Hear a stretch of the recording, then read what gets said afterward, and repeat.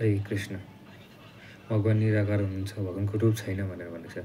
स्वयं भगवान ब्रह्मले भन्नुहुन्छ, ब्रह्माजीले भन्नुहुन्छ, ईश्वरम परम कृष्ण सच्चिदानन्द विग्रह अनादिर आदिर गोविन्द सर्व कारण कारण हुन्छ। यिनी सबै कारणको कारण परम भगवानको कृष्ण हुनुहुन्छ। स्वयं भगवान नै जसको रूप सच्चिदानन्द विग्रह छ। र यसको बिस्तारै बिस्तारै म तपाईँलाई भिडियोद्वारा मार्फत गर्नेछु। आउन सुरु गरौँ। र भगवानलाई जान्नको लागि चाहिँ सर्वप्रथम यहाँ भगवानले परम ज्ञान अर्जुनलाई दिनुहुँदैछ। श्लोक संख्या 1 अध्याय 7 परम ज्ञानमा भगवानले भन्नुभयो, मत्स्यात्मना पार्थ योगम युजजन्म दाश्रय अनशयस्यम समग्र माम यथा ज्ञास्यस तत्सगुण। हे पार्थ, आफ्नो मनलाई ममा आसक्त गरेर मेरो भावनाले पूर्ण भएर चेतनापूर्वक योगाभ्यासमा लागेको व्यक्तिले शङ्कारहित भई कसरी मलाई जान्न सक्दछ त्यो सुन। यानी जो भगवानलाई मनमा राखेर आसक्ति कुनै पनि चिजमा आशा नराखी भगवानको पूर्ण चेतनामा भएको त्यस्तो व्यक्तिले चाहिँ कसरी मलाई जान्न सक्छ त्यो सुन भनेर भन्नुहुँदैछ।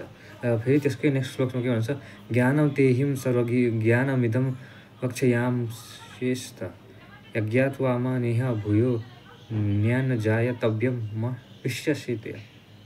अब म तिमीलाई यस्तो ज्ञान पूर्ण रूपमा व्यावहारिक तथा यस्तो दिव्य ज्ञानको वर्णन गर्छु जसलाई जानेपछि तिमीले जानुपर्ने अरू कुनै बाँकी रहँदैन भनेर। त्यसकै थर्ड श्लोकमा के भन्छ, मनुष्यानां सहस्रेषु कश्चिदधति सिद्धये यततामपि सिद्धानां कश्चिन्मामं वेति तत्त्वतः। यानी कि हजारौँ मानिसहरूमध्ये चाहिँ कुनै एउटाले चाहिँ सिद्धिका लागि प्रयत्न गर्छ र ती सिद्धि प्राप्त गर्नुमध्ये पनि कठिनतापूर्वक कुनै एउटाले मात्र यथार्थमा मलाई जान्दछ। भनेपछि अरू कहिले जान सकिँदैन। हजारौँ करोडौँ मध्ये कुनै एउटाले त्यो पनि जान सकिन्छ। यहाँ करोडौँ मानिसले जान सक्दैन। यहाँ कति वर्षौँ लाखौँ करोडौँ वर्षदेखि तप गरेको महान ऋषिहरूले देवताहरूले उहाँलाई बुझ्नु सक्दैन त हामी एउटा नर्मल मान्छे भएर यहाँ भगवान निराकार भयो, निराकार हो भनेर भन्न हामीले मिल्दैन। र यहाँ स्पष्ट गर्नुभयो भगवानले कि हजारौँ करोड मध्ये एउटाले मात्रै जान सक्छ।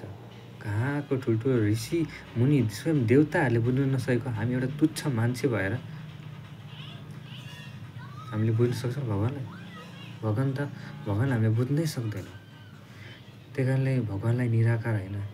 र यसको प्रुफ म नेक्स्ट भिडियोतिर गर्नेछु यहाँ है त। हरे कृष्ण।